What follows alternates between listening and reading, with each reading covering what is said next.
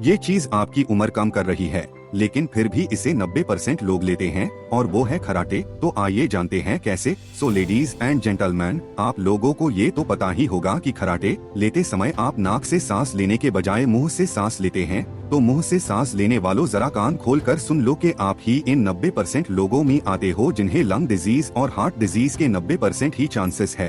पर आखिर ऐसा क्यों?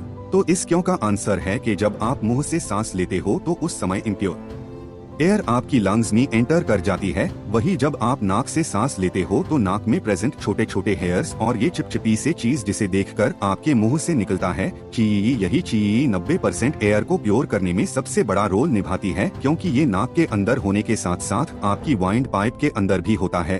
अब कमेंट सेक्शन में बताओ कि अस्थमा इतना खतरनाक क्यों होता है, और ये भी बताना कि आखिर मैंने 90% कितनी बार बोला है।